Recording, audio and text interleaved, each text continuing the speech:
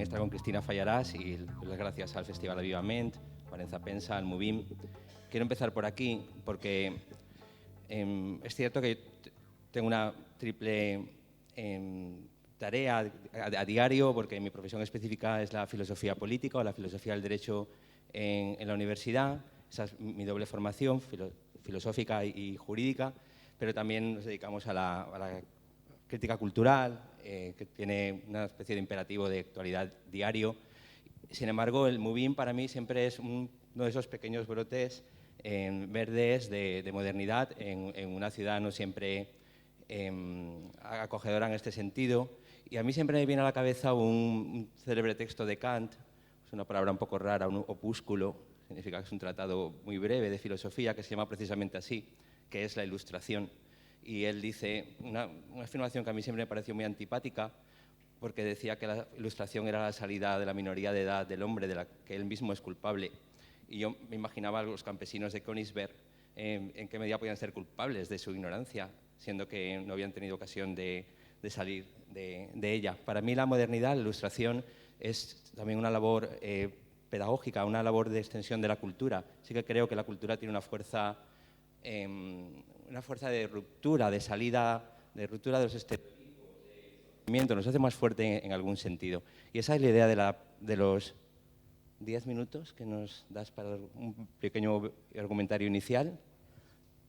Vale, era más o menos lo que habíamos hecho, y lo que yo había preparado aquí es, ante el sinnúmero de preguntas que se nos vienen a la cabeza o que María Tomás ha planteado acertadamente, por responder a las primeras de ellas antes de pasar a mi brevísima exposición. María creo que ha hecho un giro muy interesante y ha dicho que en Marx no hay un énfasis en la cuestión de género. Es un giro interesante porque pone cuidado en las palabras. Lo que voy a hacer a continuación es tratar de aclarar algunas ideas, buscar una especie de suelo firme sobre el que luego podamos discutir todos, tras escuchar a Cristina Fallarás y a los que os apetezca, por supuesto, intervenir. Desde luego, otra nota de las que ha apuntado María al principio era relativa a si el feminismo si era marxista, si era libertario. Veremos enseguida que el abanico de opciones dentro de esa corriente amplísima que llamamos feminismo es imposible de resumir ni siquiera en un año entero.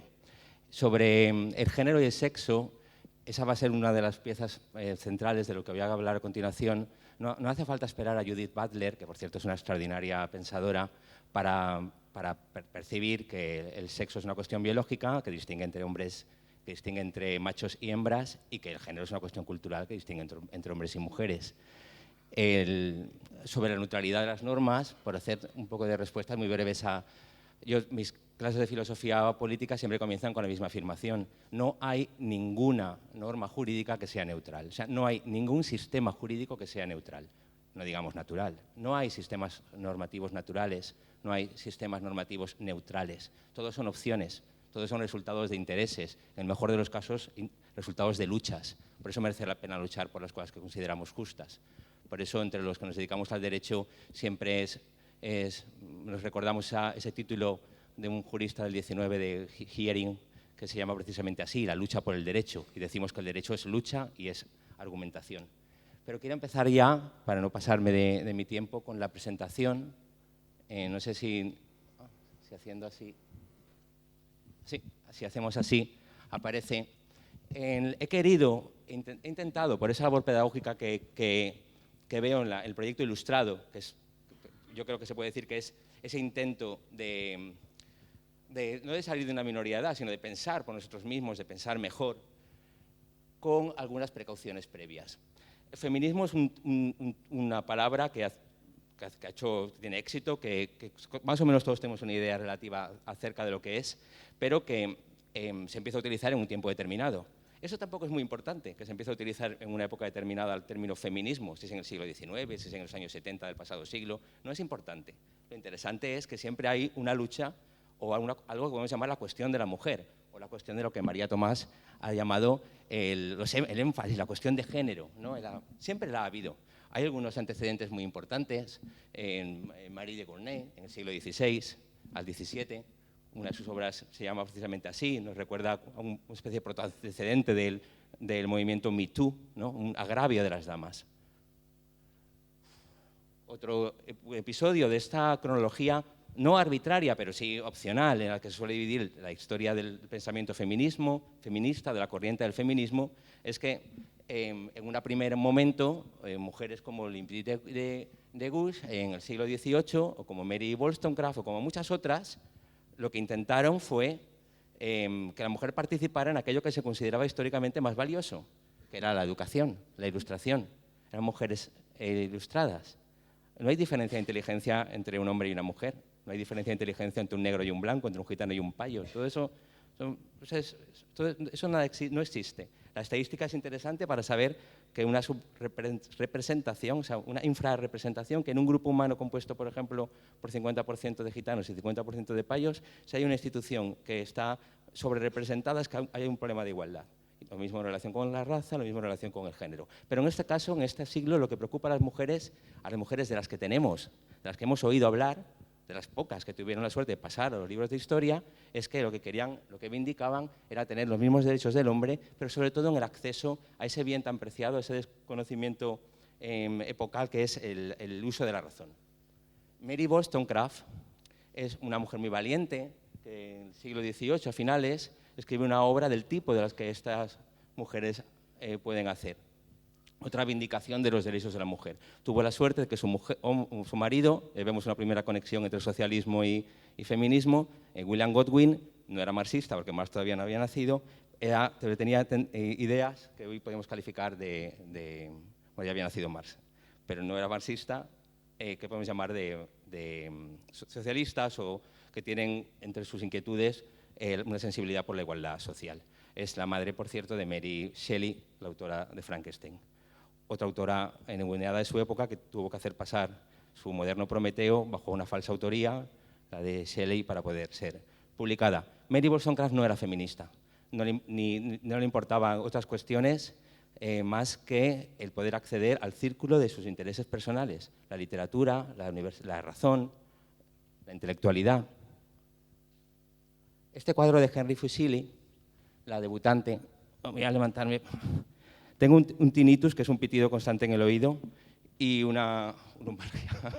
Así que, pero a pesar de eso, quiero señalar en el cuadro de Fuseli la cuerda que ata a la mujer a la pared, al muro, y las tres hayas que la vigilan. El cuadro es de la época, de 1807. La sensibilidad existe, la cuestión de la mujer está ahí. A lo mejor no la podemos llamar todavía feminismo, pero está ahí. Pauline de la Barre no es una mujer, es un hombre, François. Escribe en París, a finales del 17, otro texto que yo creo, paradójicamente, que sí que es el primer texto feminista, aunque venga de un hombre, porque es un cartesiano, es un filósofo que ve que no hay ninguna razón que de todas las premisas del nacimiento de la filosofía, de esa filosofía que coloca al sujeto en el centro de sus preocupaciones, no hay nada que impida que la mujer participe en pie de igualdad. Se le suele considerar así, el padre del feminismo. Igual que algunas de las anteriores bebían de esa premodernidad o nueva forma de pensar que inauguró Montaigne, la Barre vive mucho de la filosofía cartesiana. Damos un pequeño salto. El movimiento continúa. La filosofía de la razón, de la modernidad, como en este museo, ha abierto muchos campos de discusión, de debate, un hito conocido por todos, y aquí me disculpan porque quizá todos estos datos son muy sabidos, pero me parece oportuno recordarlos por lo que vamos a decir después. La declaración de Seneca Falls de los derechos de la mujer en 1848, para mí ya supone otro hito, que es por qué es tan atractiva la lucha de la mujer en la historia de la filosofía, en la historia del pensamiento. Muchas de ellas, o la mayoría de ellas, venían de una causa que no tenía que ver con sus privilegios, sino con los de otros, que es lo que yo entiendo por la expresión más hermosa de la moral, ¿no? Las obligaciones que uno tiene en relación con otros, y es concretamente con el problema de la negritud, de la esclavitud en Estados Unidos. Estas feministas la mayoría de ellas son abolicionistas, ven que hay un parecido, una afinidad entre la situación del esclavo y la mujer recluida en su casa. Bueno, ya ha nacido Marx. Aquí está con Johanna Bertha Julie von Westphal, que es Jenny, su mujer.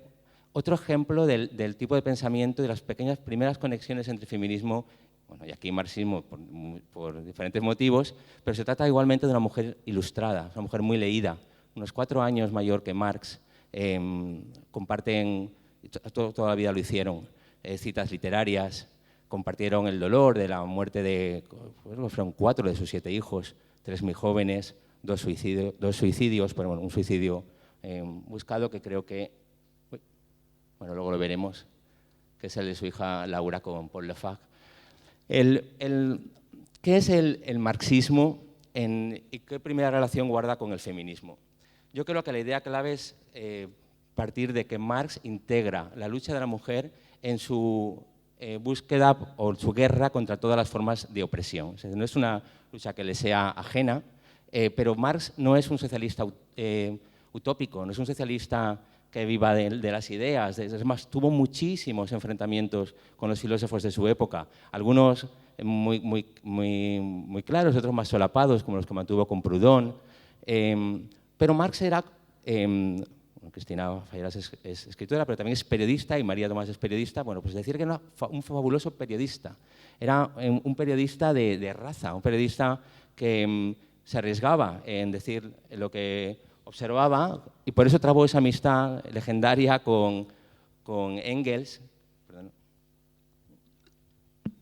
cuyo padre tenía una industria manufacturera, textil, en Manchester.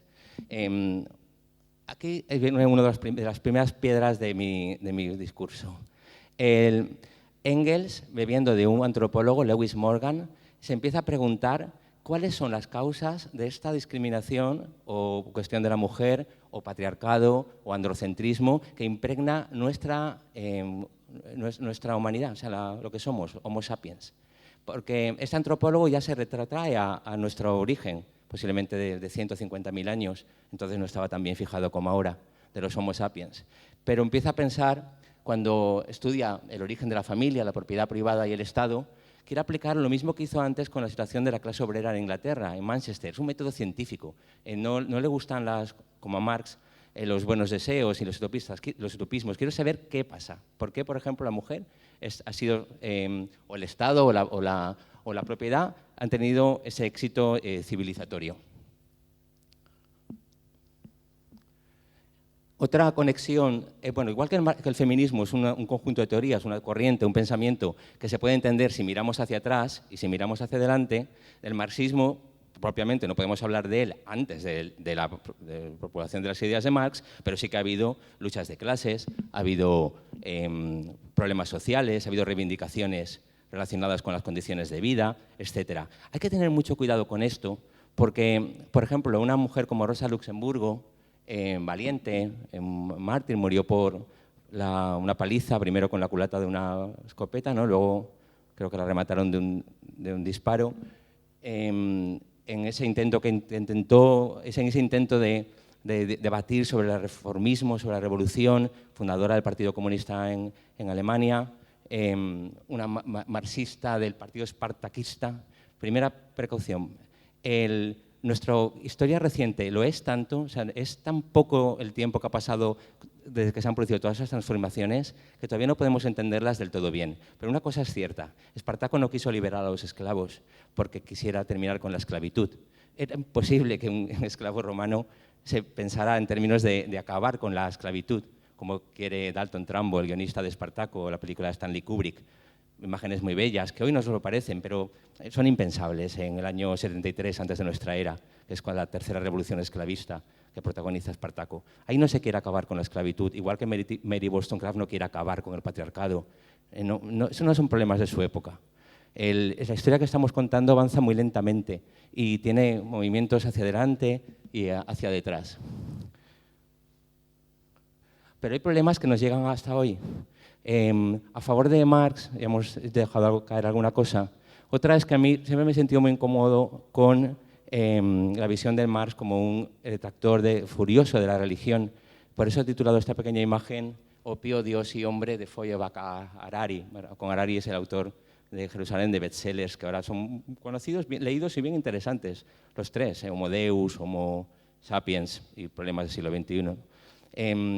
Cuando Marx dice que la religión es el opio del pueblo, no se refiere al opio como una sustancia eufórica, lúdica, como la marihuana o como la cocaína, lo ve más como un analgésico. O sea, como dice, la religión es el opio del pueblo, es su salida, es su analgésico, es lo que le puede quitar el dolor. ¿Por qué he puesto aquí a Harari? Voy a averiguarlo dentro de 2 o 3 diapositivas, creo que vamos a mitad de tiempo. ¿Por qué Feuerbach, que es el que tenemos más antiguo de los dos, él sí que tiene tratados directamente relacionados con la situación de la mujer, la religión, y él sí que es un autor combativo de algo que algunos de los antropólogos como Marvin Harris, como Gareth Diamond, como el propio Harari, a veces pasan por alto, que es el papel que las religiones tienen en la sujeción de la mujer. Un tema interesante que aquí empieza a ser abordado. Bueno, esto es la imagen prometida de Paul Lafargue, el autor del Derecho a la pereza, y de Laura Marx, que se suicidaron juntos al final de sus vidas. Lo he puesto como una llamada de atención sobre cómo el marxismo que está perdurando, del que en parte vamos a hablar aquí luego en el debate, ya no es un marxismo dogmático que tenga que ver con categorías muy cerradas, las que desarrollan el capital en la última parte de su vida, Marx, el Marx maduro, su teoría de la plusvalía, su teoría del capital. La imagen que muchos tienen de Marx, y no es incorrecta, es la de una persona extraordinariamente sensible a la situación de los seres humanos que conoció, en las fábricas de Manchester, de Alemania, de París, y no es responsable, por ejemplo, del trabajocentrismo o la idea del obrero como árbitro del arte, que fue característica luego de experimentos socialistas del socialismo real, como el de la Unión Soviética, como el de Pol Pot, o con enormes diferencias con el de Fidel Castro en Cuba. Y es llamativo que su yerno, ¿no?, hiciera un texto clásico titulado justamente El derecho a la pereza, el derecho a no trabajar. Bueno, otros puntos de conexión entre el feminismo y el marxismo es que las mujeres que protagonizaron en gran medida la Revolución de Octubre y se instalaron luego en el poder, sí que venían del marxismo no crítico, sino un marxismo bastante ortodoxo, como Alexandra Kollontai, que fue soviet de Petrogrado. Bien, hemos dicho que ha habido un gran momento del feminismo que a veces se suele llamar como de primera ola, que tiene básicamente 2 reivindicaciones: la cultural, la educativa, que protagonizan mujeres como Harriet Taylor, como Mary Wollstonecraft, como Gush, y luego el sufragismo. Y una segunda ola suele decirse que comienza con obras como la de Simone de Beauvoir, El segundo sexo, a mitad del siglo XX. La cosa se empieza a complicar como consecuencia precisamente del acceso a las mujeres a la universidad de forma masiva, la amplitud de temas relacionados con los estudios de género, etc. Y otro texto fundamental, que ya se acerca mucho a la cuestión central de la conexión entre marxismo y feminismo, es el de Betty Friedan, La mística de la feminidad, porque ella pone el acento en todos los aspectos culturales, diarios, anuncios de televisión, programas de revistas, etcétera, que moldean a la mujer de una forma afín a aquel célebre mito griego del lecho de Procusto. Conocerán ustedes seguro esa leyenda de un gigante para algunos, otro hijo de Poseidón, que regentaba un pequeño hostal, por decirlo con un término moderno, en el Ática, y que tenía una cama de hierro a la que hacía acostar a los huéspedes. Los que eran muy bajitos les daba con un martillo en los huesos, les descoyuntaba y los ajustaba a la cama. A los que eran muy altos los cerraba. Y Betty Friedan, yo creo que puede entenderse como ese desarrollo de una imagen, de un molde de la mujer en el que la mujer sufre cuando no se adapta a él. Es una mirada que ya tiene mucho que ver con la conexión principal del tema ahora que nos ocupa, que enseguida desvelaremos. El feminismo, la idea de que no hay un feminismo ni 2 feminismos, el libertario y el socialista, es evidente. La teoría queer, el feminismo negro, mujeres como Angela Davis, que ella nació en Alabama en el 44 y hace poco se manifestó como yo creo que fue el espíritu de Seneca Falls. Hoy no hay esclavos, bueno, no hay tantos como en la América del 18, ni es tan evidente, y quizá uno de los temas de nuestra época más preocupantes es la cantidad de muertos en el Mediterráneo, los refugiados, los inmigrantes, y es muy bonito ver a Angela Davis, una miembro de las Panteras Negras del Partido Comunista Norteamericano, decir en Madrid, o sea, afearle la conducta, o que tuviera tiempo, que encontrara tiempo para preocuparse por la situación de los inmigrantes y los refugiados en España, una de sus últimas causas. Voy terminando. Judith Butler y la teoría queer vuelve a plantear las cuestiones relativas a la distinción entre género y sexo, pero ya tiene enfrente un rival muy poderoso, que es el feminismo libertario. Ahí sí que se puede responder a la pregunta de María Tomás relativa a si el feminismo es refractario a algunas teorías del marxismo. La respuesta es, algún feminismo lo es. El feminismo libertario, en la medida que pone el acento en los aspectos individuales del self-made man, del hombre hecho a sí mismo, o de la self-made woman, de la mujer autoconstruida, no ve problemas al detectar casos de acceso al poder político, Bachelet, May en Inglaterra, etcétera. Dice, bueno, al fin y al cabo es una cuestión de méritos individuales. La pornografía debe ser admitida porque se hace libremente, otra cosa sería una fórmula de paternalismo, la prostitución debe ser admitida, un hombre no debe decir a la mujer lo que debe hacer. Entonces tiene esas claves libertarias muy individuales, algunas de ellas yo creo que bastante discutibles, etcétera, pero uno de sus exponentes es Christine Marie Hobsbawm, que ha dicho explícitamente que es contraria a las posiciones del feminismo. Esta de la camiseta negra es Kathleen Kennedy, que fue la mujer que siguió a George Lucas en Lucasfilm y ha sido una de las primeras mujeres en ocupar puestos en la producción de cine de gran presupuesto en Estados Unidos, y es quizá una de las personas más odiadas del mundo, sobre todo por los, bueno, no por los jóvenes ya, por las personas que como yo, sin odiarla, porque me gusta mucho lo que ha hecho con Lucasfilm, vieron la Guerra de las Galaxias en el año 74, aquí cerca. Ella ha dotado de feminidad y dado una vuelta de tuerca a las cuestiones de la ciencia ficción. ¿Por qué? Dice que la camiseta de la fuerza es mujer. Porque hay en los años 80 y 90 y 2000 se ha producido una extraordinaria polémica. Es en qué manera la cuestión de género debe también impregnar la crítica literaria, la crítica cultural, la crítica cinematográfica. Podemos releer a Nabokov, a Lolita, en una clave feminista que ganamos, que es interesante. Yo no me atrevo a dar una respuesta en este sentido, salvo que a mí no me parece interesante, pero creo que hay un extraordinario argumento contra las personas que se blindan mucho contra estos argumentos de la teoría feminista, bajo la excusa de que los escritores dicen el mundo tal como es y no como debería ser. ¿Qué ocurre, por ejemplo, con la ciencia ficción? En la ciencia ficción no hay una sociedad dada, pero el guionista proyecta unas relaciones de género en una galaxia muy lejana, las naturaliza. Del otro lado de la polémica, Stephen King afeó mucho la obra de Stephenie Meyer, Crepúsculo, la saga de jóvenes, dijo que estaba escrita por una escritora mediocre y iba dirigida a chicas adolescentes. Yo la primera parte la suscribo, que no es una buena escritora, no es una literatura atractiva, pero lo otro lo llevo un poco mal. ¿Qué es eso de una chica adolescente? Yo creo que ahí podemos hablar luego en el debate para no excederme el tiempo, pero también se trata de una cuestión construida, una imagen preconcebida de un determinado tipo de mercadotecnia. Pero dejo la pregunta en el aire. Acabo con esta imagen de Florine Stettheimer, que es una de mis pintoras preferidas.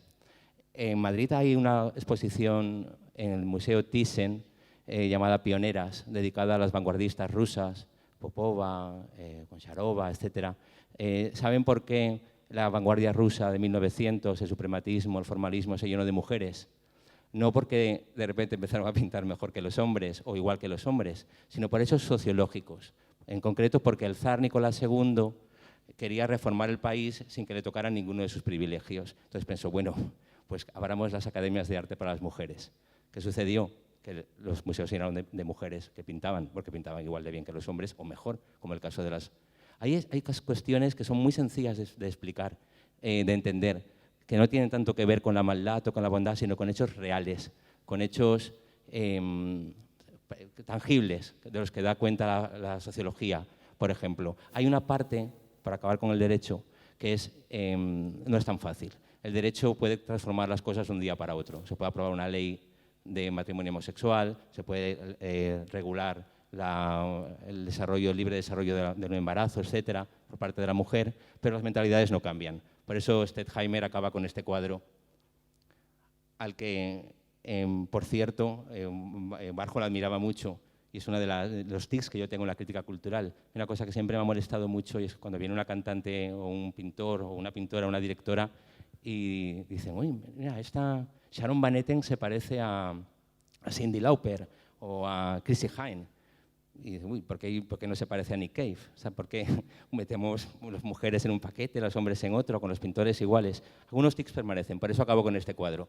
Stettheimer, a pesar de pintar como Los Ángeles, ella en este cuadro se ve a sí misma en algo que refleja aquello que no se cambia de la noche a la mañana, y es el conjunto de prejuicios, de ideas preconcebidas sobre la mujer. En esta imagen, el estudio party de Stettheimer, que vea bien, creo que si se observa, este es el cuadro, el primer desnudo pintado por una mujer, o sea, la primera pintora que pinta su propio desnudo es Stettheimer, y sin embargo nadie está mirando el cuadro, todos están de espaldas a él. Bueno, muchas gracias.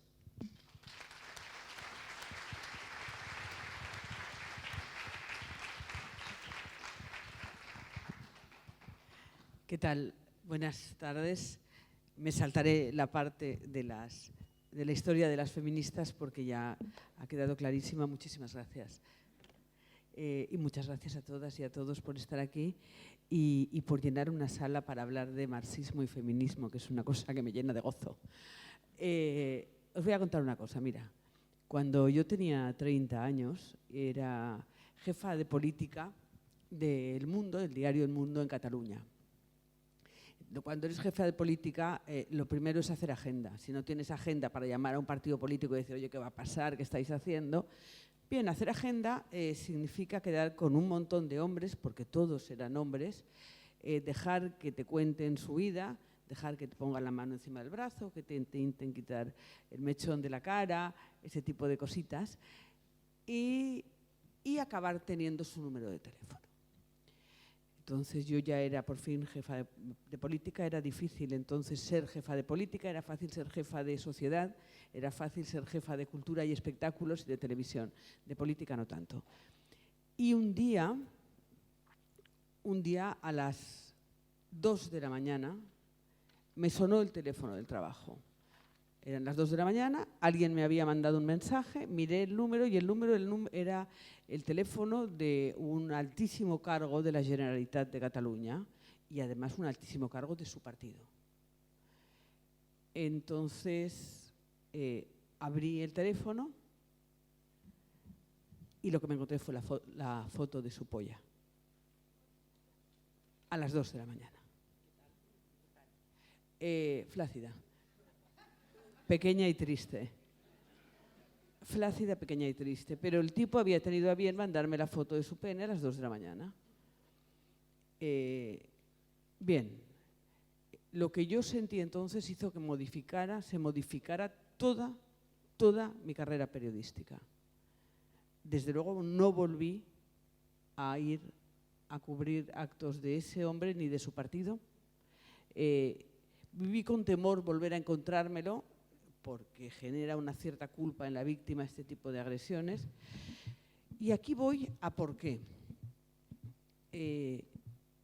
Primero quiero puntualizar una cosa, porque tú has dado un dato de la ministra. La ministra ha dicho que hay 900 y pico asesinadas, se refiere a asesinadas por violencia machista. No, son muchísimas más de 1.000, casi 2.000. Lo que pasa es que la ministra, como son cifras oficiales, solo cuenta aquellas asesinadas que tienen que ver con relaciones sentimentales. Es decir, si las ha asesinado su marido o su exmarido o alguien con quien tengan una relación afectiva. Si te asesina un hombre por la calle porque quiere violarte, no estás considerado un asesinato de género, etc. Bien, no es lo mismo decir, hola, me llamo Cristina Fallarás y estoy en contra de la violencia machista. Eso podría decirlo hasta la reina Leticia si la pellizcamos un poco. No es lo mismo decir eso que decir, hola, me llamo Cristina de Fallarás y a mí cuando tenía 30 años un político me mandó la foto de su polla. ¿Por qué no es lo mismo? No es lo mismo porque en la primera ocasión lo que manejo es una abstracción y es una cáscara vacía y no es nada. Yo me imagino a la reina de Inglaterra haciendo ese gesto que se celebraría mundialmente diciendo, estoy en contra de la violencia machista. Nos ha jodido Mayo. Raro sería que dijera no estoy en contra de la violencia machista. Y sin embargo eso no genera absolutamente nada porque no modifica. Si yo digo, me llamo Cristina Fallarás y a mí me ha pasado. Me llamo Cristina Fallarás y cuando tenía 8 años, un gasolinero que ponía gasolina mientras mis padres se fueron a comprar lo que fuera, sacó la polla y me la pegó aquí en el cristal de la ventanilla de atrás donde yo estaba durmiendo, pequeña como era. Bien, eso hace que todas las mujeres que, su jefe les ha hecho algún tipo de insinuación o les ha mandado una foto de una polla. 2, que en su trabajo han sentido una agresión sexual. 3, que han modificado sus formas de producir o de trabajar o de ganar dinero por culpa de agresiones sexuales. 4, que a los 8 o 9 o 7 años, es decir, que en la edad de la infancia han tenido agresiones sexuales. Bien, todas esas personas, con esas mujeres, yo creo mecanismos de identificación. La abstracción no crea mecanismos de identificación y en esto es importante el nexo con el marxismo, que luego hablaremos largamente. Los mecanismos de identificación son imprescindibles para la lucha común y forman conciencia de clase. Esa es la base. Es decir, no es la primera vez que nos tocan una teta, ¿verdad? No, así de pasada. No es la primera vez en la historia de la humanidad que violan a una mujer. No es la primera vez en la historia, ni de siquiera de la mitad del siglo XX hacia aquí, que una manada de machos viola a una mujer, ni en una fiesta de pueblo, ni en un camino. No es la primera vez que, y sin embargo deberíamos preguntarnos por qué es la primera vez que ha modificado nuestra manera de vernos como sociedad. Es decir, ¿por qué la manada, el asunto de la manada, donde 5 tipos meten a una muchacha en un portal y la violan por todos sus agujericos, sucede habitualmente? No es cierto que sea una construcción pornográfica como se vendió. Probablemente ellos tienen su pequeña construcción. Que un director de cine le obligue a una felación a una actriz no es algo que suceda nuevo. Ha sucedido siempre.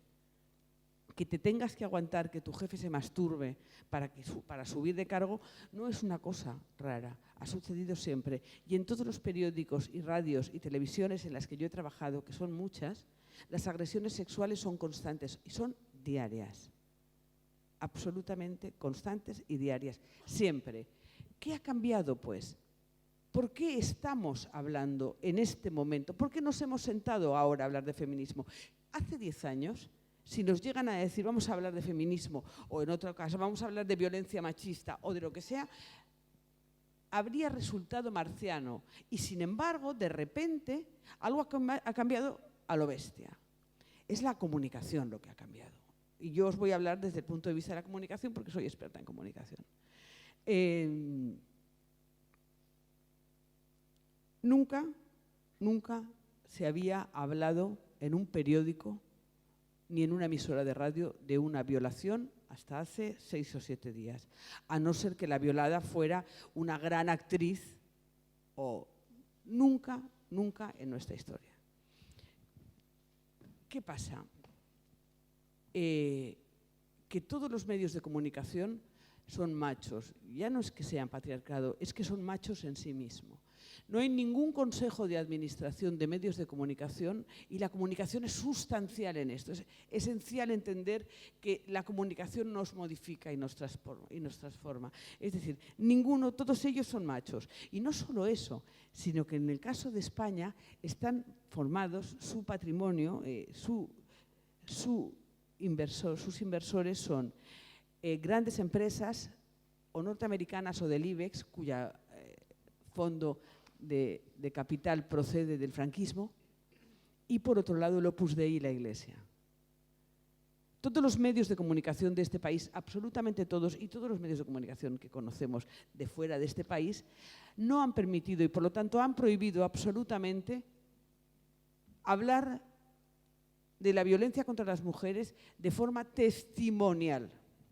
Hablar de forma testimonial quiere decir que puedas redactar un testimonio que cree mecanismos de identificación y que por lo tanto cree un grupo suficiente de personas que tomen una decisión y actúen y que cunda.